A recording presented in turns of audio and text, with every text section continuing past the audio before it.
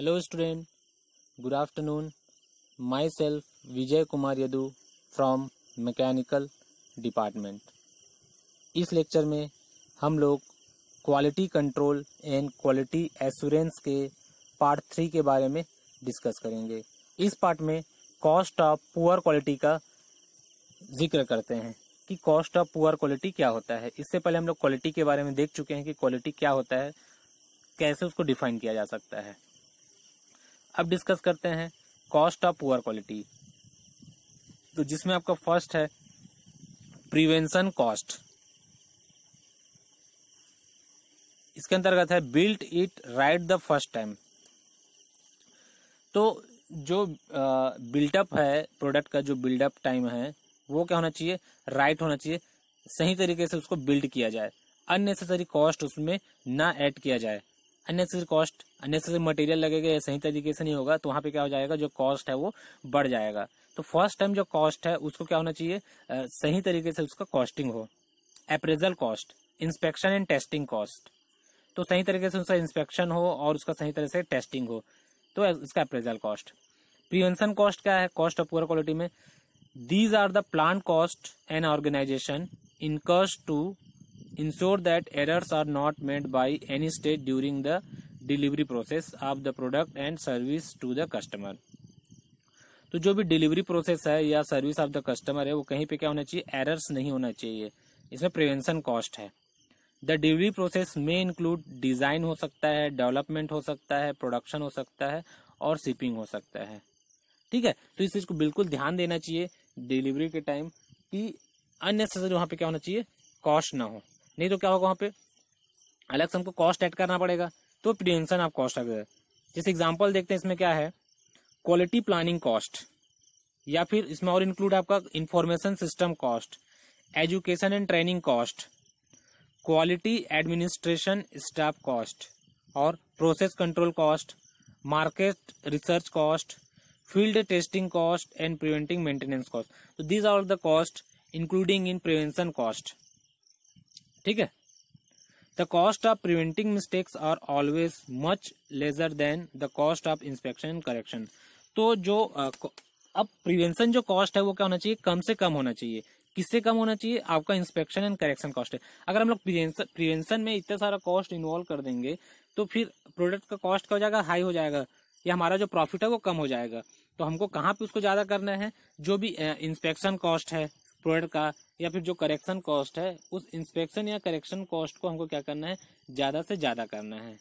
ठीक है, उससे क्या हो जाएगा, ये किसके लिए रहेगा, प्रोडक्ट का बेटर करने के लिए है, क्वालिटी इंप्रूव करने के लिए है, कि जो भी फीडबैक आएगा, अगर कस्टमर प्रोडक्ट को यूज करेगा तो वहां पे क्या होगा, वो यूज करने के बाद उसमें वो कुछ चेंजेस के लिए ऑप्शन देगा।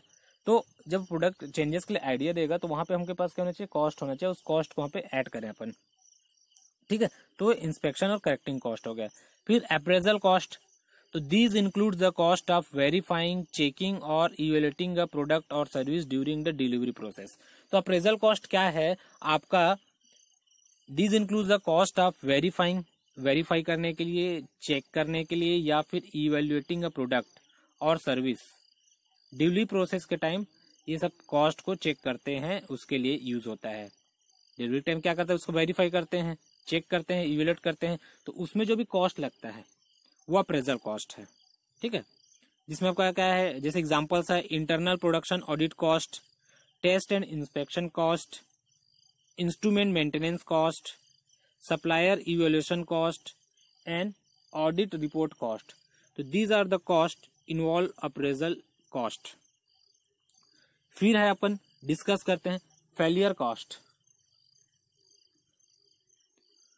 तो फेलियर कॉस्ट क्या है आपका, ये 2 टाइप्स के होते हैं, जैसे इंटरनल फेलियर्स और एक्सटर्नल फेलियर्स। ठीक है, जो फेलियर कॉस्ट है 2 टाइप्स है, एक्सटर्नल फेलियर्स और इंटरनल फेलियर्स। तो फेलियर में क्या है, a company incurs this cost because the product और service did not meet the requirement and had to be fixed और रिप्लेस्ड। तो ये फेलियर कॉस्ट कब अराइज होता है कि जो कस्टमर रिक्वायरमेंट्स है या जो रिक्वायरमेंट्स है वो क्या करता है, नॉट मीट करता है। ठीक है, and had to be fixed और रिप्लेस्ड, या फिर अब जो प्रॉब्लम आया है उस प्रॉब्लम को हमको क्या करना है, या जो भी वहाँ पे डिजाइन फेलियर है या जो भी फेलियर है उसको क्या करना है, या तो रिप्लेस करना है या फिक्स्ड करना है या फिर उसको सर्विस प्रोवाइड करना है, और the service had to be repeated, या फिर उसके बाद अब उसको क्या है अपडेट करने के बाद, मॉडिफाई करने के बाद हमको फिर से क्या करना है, उसको सर्विस्ड करना है। तो ये क्या हो गया, फेलियर कॉस्ट है। इसको 2 टाइप्स में बांटा गया है। Internal failure includes all cost resulting from the failure found before the product or service reaches the customer। तो जो इंटरनल ये क्या होता है, बिफोर सर्विस आप कस्टमर के पहले का जो कॉस्ट है, ठीक है, जिसमें फेलियर्स होते हैं। Examples scrap and rework cost, repair cost and corrective action cost from non confirming product और सर्विस। तो जो प्रोडक्ट अभी कस्टमर तक पहुंचा नहीं है, तो कंफर्म नहीं है कि वो कस्टमर उसको यूज करेगा कि नहीं करेगा, या फिर वो क्या कर देता है, कस्टमर जिसको रिफंड भी कर सकता है ना, क्योंकि वो तो सेटिस्फाई होने के बाद ही प्रोडक्ट को यूज करेगा या फिर उसको परचेज करेगा। अदरवाइज क्या करेगा, अगर उसको कुछ भी डिफेक्ट लगता है तो क्या कर देगा, इसको रिफंड कर देगा, refund in the sense return कर देगा, ठीक है। फिर इसमें अपन डिस्कस करते हैं एक्सटर्नल फेलियर्स। ये था इंटरनल फेलियर्स। एक्सटर्नल फेलियर में क्या है, when the customer find the failure. अब क्या करता है, ये तो क्या है कस्टमर के पहुंचने से पहले का फेलियर, जैसे टूट फूट गया, डैमेज हो गया ट्रांसपोर्टेशन के टाइम, तो ये हो गया। अब एक्सटर्नल फेलियर्स में क्या है, कस्टमर फाइंड द फेलियर, जब कस्टमर के साथ जब वो डिलीवरी हो जाएगा, डिलीवरी होने के बाद अब जब ओपन करता है या उसको यूज करता है तब उसको कोई डिफेक्ट लगता है या उसमें कुछ फेलियर्स लगता है, जिसमें आपका वारंटी क्लेम नोट कॉस्ट है, कस्टमर क्लेम कंप्लेन कॉस्ट है, ठीक है, शिपिंग कॉस्ट है and customer follow up cost. तो ये सब चीज करने के लिए भी हमको कॉस्ट उसमें लगाना पड़ता है। तो ये जो हो गया आपका 2 टाइप्स ऑफ कॉस्ट हो गया, इंटरनल एंड एक्सटर्नल कॉस्ट। फिर total quality cost, it is the combination of prevention, appraisal and failure, reducing any of this reduces total.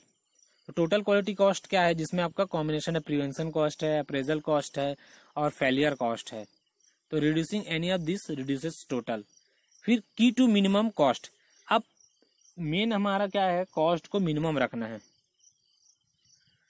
Is striking correct balance between 3, ठीक है। Clearly prevention reduces both appraisal and failure cost. Prevention क्या करता है, जो appraisal cost है और आपका failure cost को कम करने की कोशिश करता है या कम करता है।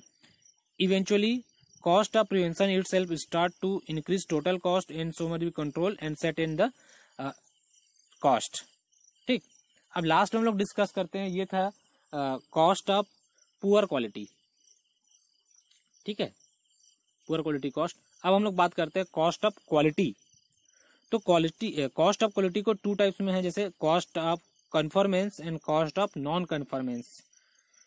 तो प्रिवेंशन कॉस्ट में आपका जैसे बिल्ड है क्वालिटी प्रोडक्ट, ट्रेनिंग है, डॉक्यूमेंट प्रोसेस है, इक्विपमेंट के लिए जो है, और आपका time to do it right, right time पे जो डिलीवरी करने का, राइट टाइम पे जो प्रोडक्ट को तैयार करने का, ये प्रिवेंशन कॉस्ट है। अप्रेजल कॉस्ट में क्या है आपका, ये आप कॉस्ट ऑफ कन्फर्मेंस है। अप्रेजल कॉस्ट में जैसे टेस्टिंग है, ठीक है, टेस्ट करके देना है कि वो जो रिक्वायरमेंट्स है, वो जो मशीन्स है या जो उसके पार्ट्स है सही तरीके से रन कर रहा है कि नहीं कर रहा है, उसमें कुछ डिफेक्ट तो नहीं है, ये सब चीज है। डिस्ट्रक्टिव टेस्टिंग, लॉस और inspection, money spend during the project to avoid failure.